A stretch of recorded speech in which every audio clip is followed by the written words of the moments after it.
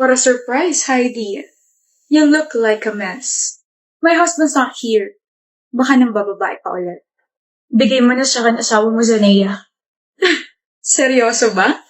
Pumunta ka rito para sabihin lang yan? Hiwalayan mo na siya. Ako na mahal niya. Tone down your voice. Baka nakakalimutan mo nandito ka sa pamamahay ko. Ibigay mo na siya sa akin. Kailangan ko siya. Anong pakiramdam mo sabihin ka ng asawa ko na mahal ka niya pero sa akin pa rin siya umuwi? Sa'yo siya umuwi kasi wala siyang choice. Sa akin siya umuwi kasi alam niya sa sarili niya na lalo siya nagiging walang kwentang tao kapag kadikit ka niya. Ano sabi mo? He's nameless without me. He's unworthy without me. Hindi siya karespe-respeto kapag wala ako sa tabi niya. Lahat ng mga ginagastos niya sa'yo, galing yun sa kumpanya ko. Ibig sabihin, wala siya magiging pera kung iiwan ko siya. Hindi mo rin naman siya kayang buhayin. Balita ko bumagsak kumpanya mo. Sino bang may gawa? Ay, ako nga pala. I pulled out your investors para sa akin sila mag-invest. Very matalino, di ba? Bukod doon, itinakwil ka na ng buong pamilya mo dahil sa kahihiyang dinulot mo sa kanila. Dahil isa kang kabit. Sila pa ang humingi ng tawad sa akin dahil sa ginawa niyo sa akin ng asawa ko. Ang kapal na mukha mo. Ikaw ang makapalamukha. Pumunta ka rito para sabihin ibigay ko na sa iyong asawa ko. Ako na ang mahal niya. Walang nagtatanong. Walang may paki. Hiwalayan mo na kasi siya. Hindi naman na kayo masaya eh. Para sumaya kayo? Ayoko nga. Well, hindi ko naman na mahal ang asawa ko. I already have my peace of mind kasi alam mo yun, pa-travel-travel lang ako, pa-shopping-shopping. Masaya ako sa buhay ko ngayon.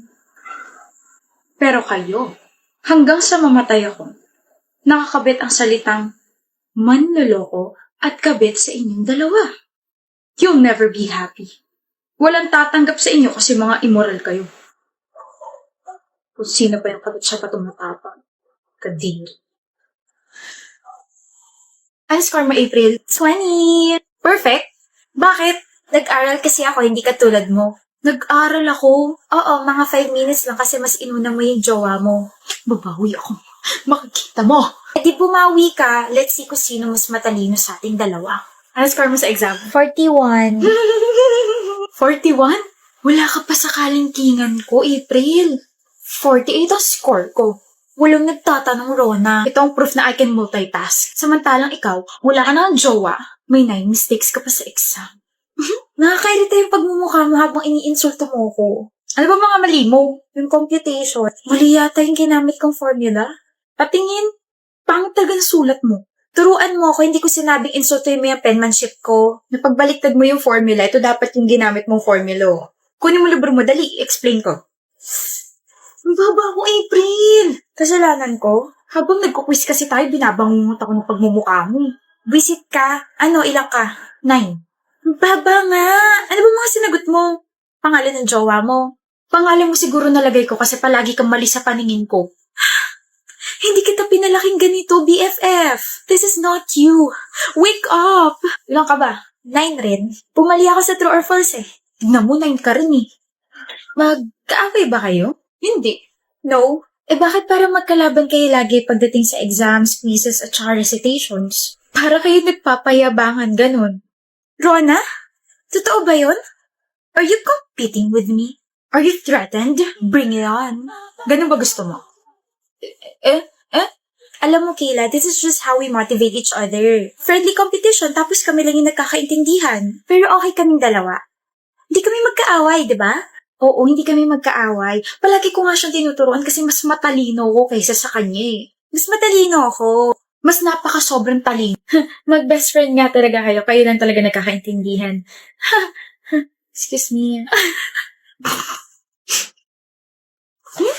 Ba't nakasimangot ka na naman? Si Yancy kasi. Bakit nag-away na naman kayo? Nakakairita kasi siya. Kwento ng kwento tungkol sa boyfriend niya. Hindi mo na ako interesado sa mga sinasabi niya. May boyfriend na siya? Hindi mo alam? Hindi naman kami close. Basta, dito muna ako sa'yo. What do you mean dito ka muna sa akin? Dito muna ako sa'yo.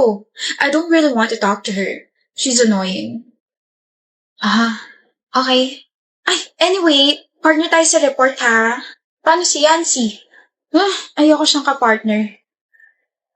Okay. Kai, chinat ko na yung parts mo na kailangan mong gawin, okay? Nakalimutan mo na bang may report tayo? Hala, Gail.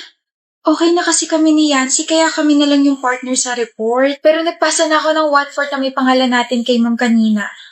Binawi ko kaagad nung kinausap ako ni Yancy. Pinasa ko yung paper mo na si Anne yung partner mo. Kai? Am I a joke to you? Ha? Sabi mo partner tayo. I know, Gail, pero kasi diba, lagi kaming partners ni Yancy, kaya huwag mo na gawing big deal. Parang partners lang sa report, tapos masyado ka namang seryoso dyan. Okay.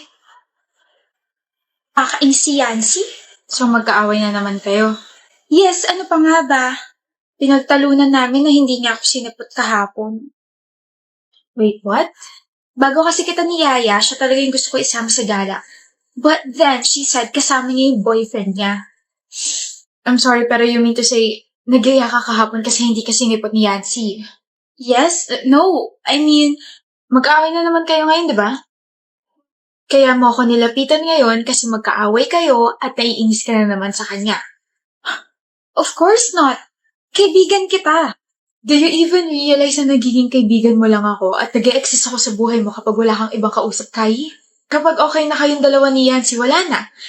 Hindi mo na ulit ako kakausapin. No. Sorry, pero hindi naman ako nag-expect na palagi ka nandyan para sa akin. Pero stop treating me as if I only exist when it's convenient for you. Kale, I think you can't be friends with someone na kailangan mo lang kapag malungkot ka. Sa madaling salita, you can't be friends with me anymore, Kai.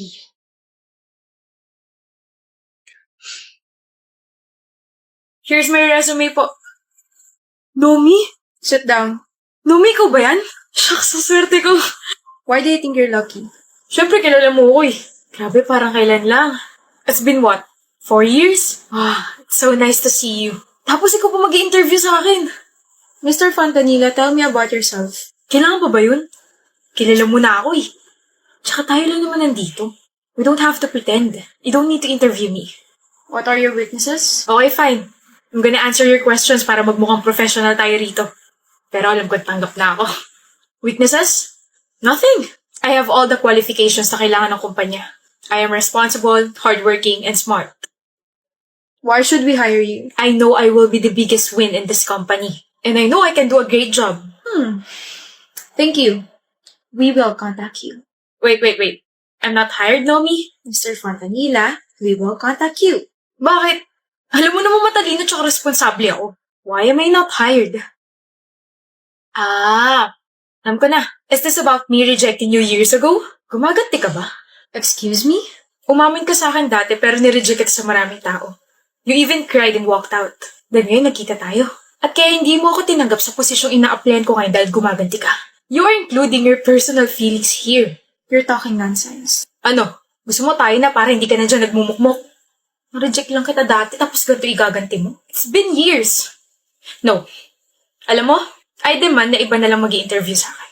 Bilis! Walang nag-interview, Mr. Fontanilla. Wala ka nang magagawa ron. And I believe na kahit magpumulit ka dyan, the decision will still be the same. Now kindly leave because I still need to interview some applicants. This company needs me. Be professional naman, Nomi.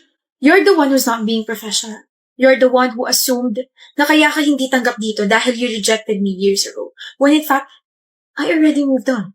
Ikaw na rin ang nagsabi na it's been years. So why should I be bothered? I'm just doing my job here. Hindi eh. Umpisa pa lang, you already lost your chance. You brought your personal feelings by calling my first name and telling me that it's been a long time since we saw each other.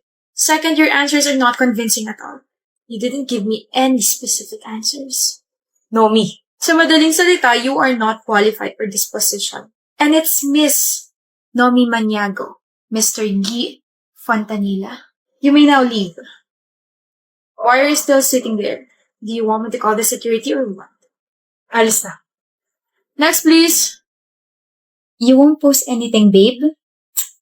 Nakakamat ka kaagad sa batok mo. Wala pa nga ako masyado sinasabi, Blaze eh. Ipapagawa ka na naman eh. Para namang labag na labag sa kalooban mo. Nakakainis ka na kasi. Kasi mag-iisang taon na tayo pero miski isang photo ko ayaw mong i-post or i-story. Miski sa wallpaper mo ayaw mo. You don't even take pictures of me. Or you don't even compliment me. Ano ba, Katleya? Nakakarindi na yung boses mo. Alam mo ba yun, ha? Ayaw ko nga. Ayaw kong i-post ka kasi ang hassle. Mag-picture ka na lang sarili mo. I-story mo, i-post mo, i-hype mo yung sarili mo.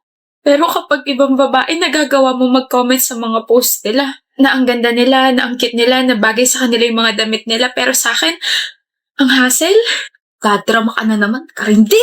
Sakit sa tenga. Easy.